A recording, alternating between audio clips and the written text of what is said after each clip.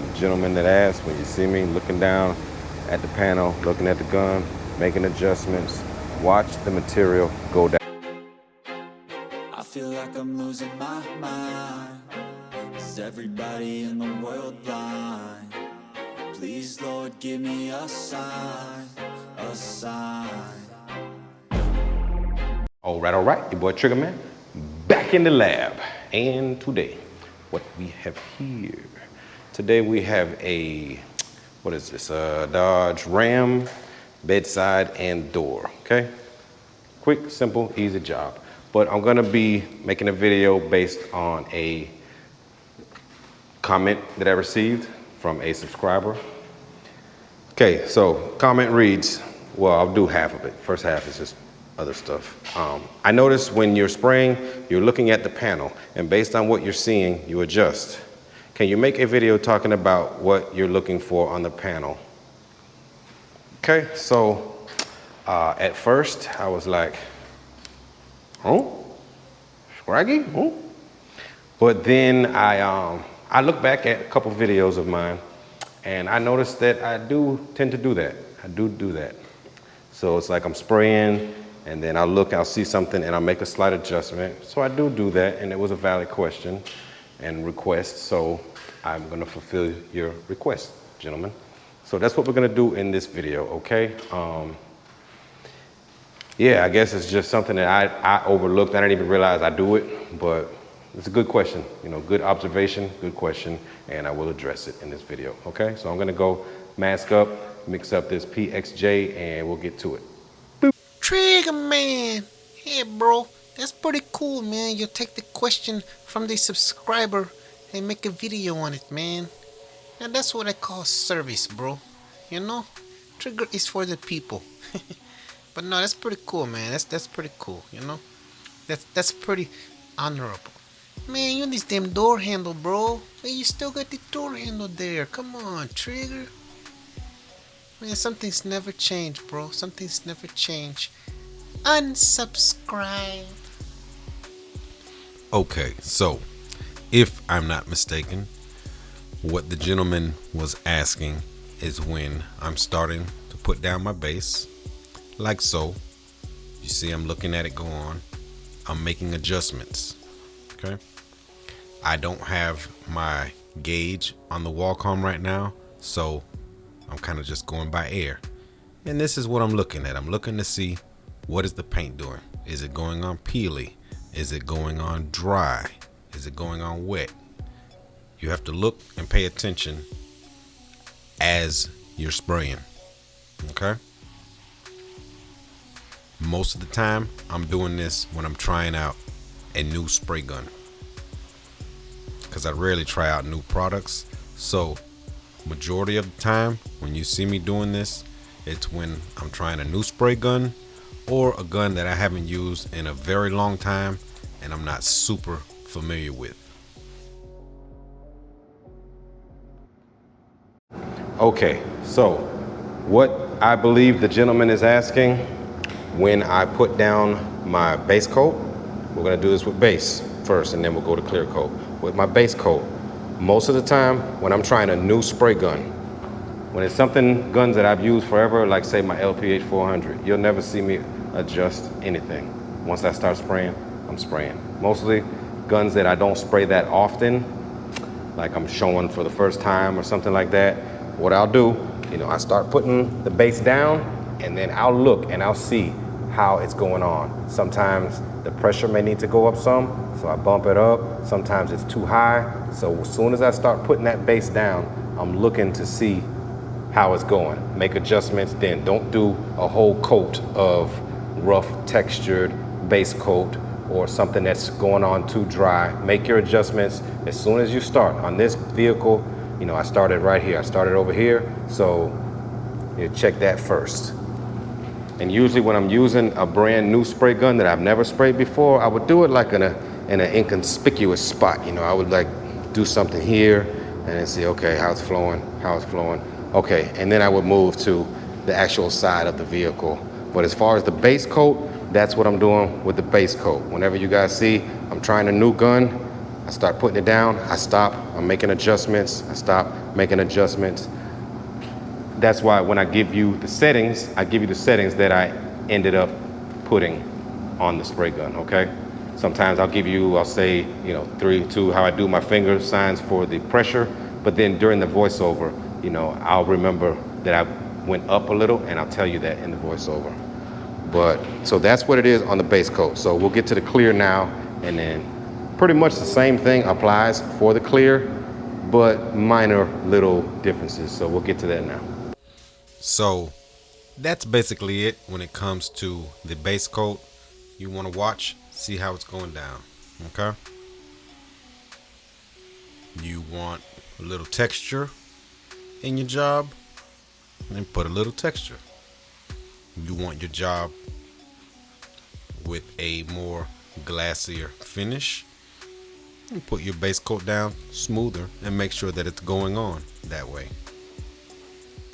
Because if you're putting the base coat down rough with texture, then more than likely that's going to be your ending result after you clear coat.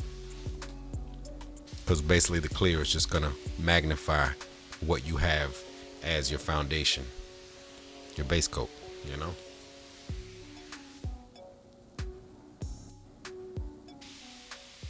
So now we're using the Iwata LPH Series 2, and that was, you saw what it was, okay? I didn't catch the last finger, but you guys know what it was.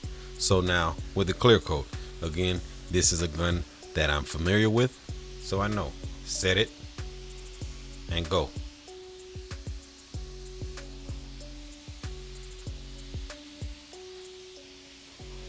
Had this would have been a new spray gun that I was trying out, I would never be able to just pull this off and just walk the entire panel, walk the entire side, and just keep going. You would definitely have to feel the gun out, see what it's doing. I might get away with a whole panel and then adjust it from there. And as I did look back at a few videos after this guy asked me, yeah, I see that is what I do, and it's something I didn't even really realize, but yeah, I do it. So it was a great observation, great question, and I have no problem making a video when someone comes up with a good question like that, especially when it's a question that makes me think, like, do I really do that? But yeah, that's all it is. So that's after one coat.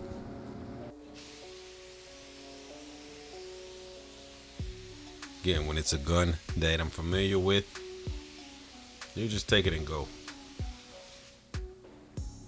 Even sometimes when I'm using that InnoCraft D1, Drizzle D1, I still stop, make adjustments, because I don't use the gun that often.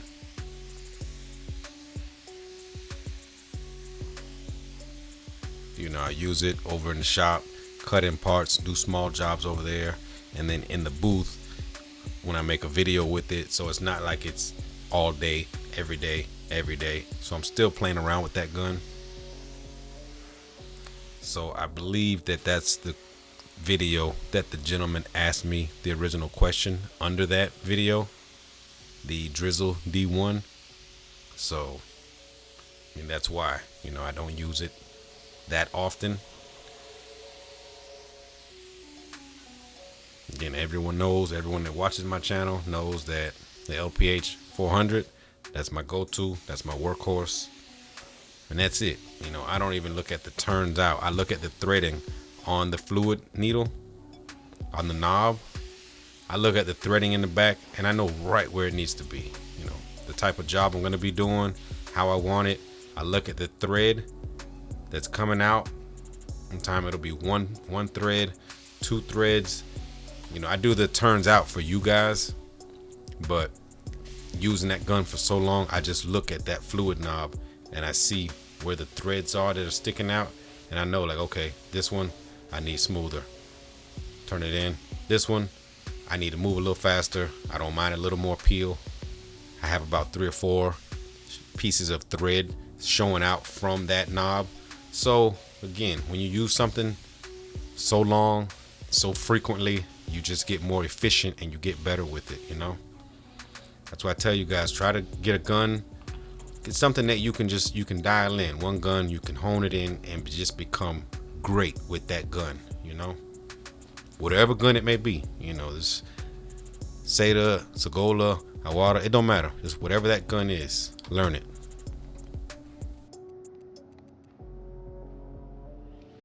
All right. This is what we're looking like. This is what we're looking like.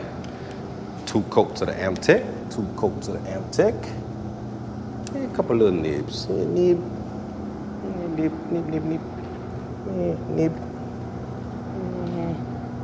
Nib. And nib. So, not horrible. You know what I'm saying? For the old dungeon. Not horrible for the old dungeon. But to the gentleman, hopefully that helps. So it's basically, I'm just watching what the spray gun is doing. Again, normally it's when I have a new spray gun I'm not familiar with.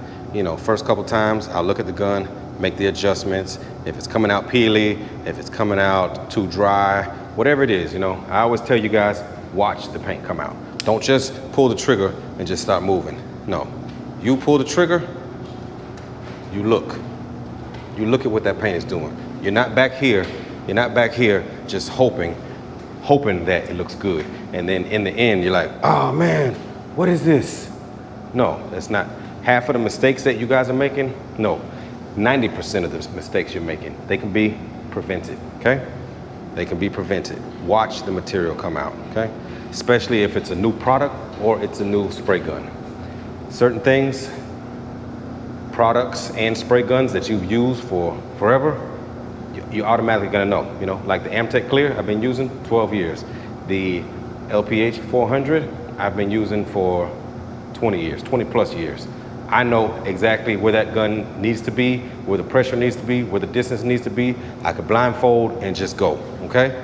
So that's what that is, okay? When you see me doing that, I'm watching it, I'm looking, what's it doing, what's it doing? No, it's not, that's not doing what it's supposed to do. Make the adjustments now. Okay, that's better. We can work with that. I can go a little further. Now I'm a little further. It's still not right. Make the adjustments. Make the adjustments early, okay? And the mistakes can be prevented. And that's going to be it on this one, man. We'll get it out in the morning, end of the day now. So we'll get it out in the morning, take a peek at it, see what we got. Peace. All right. Next morning. Top of the morning to you. Good morning, everybody. This is what we're looking like. This is what we're looking like here.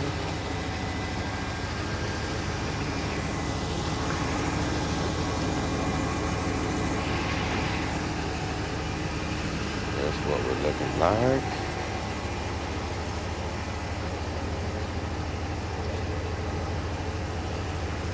So yeah, so that's what I'm doing when you see me looking down at the gun, checking. Watch the materials go on. Watch what they are doing, okay? Even though you are doing what you normally do, the materials and the new spray gun that you're trying, that's gonna be doing something different. So you have to watch it, pay attention. So I got a few nibs, got about 5 nibs I gotta knock out. So I'm gonna leave the plastic on there, well, the tape, so nothing gets in the jams. And buff it up, and that'll do it. At the end of the day, remember guys, it's only a spray gun. Now go have fun. Trigger man. Hey bro, so basically what you're saying is these guys that be buying all these damn spray guns, you know, every gun that come out, they want to buy all these guns. Man, just get one gun, learn that gun inside out, perfect it, and perfect your craft. I mean, that's what I got from it, but, you know, what do I know, Trigger? Unsubscribe.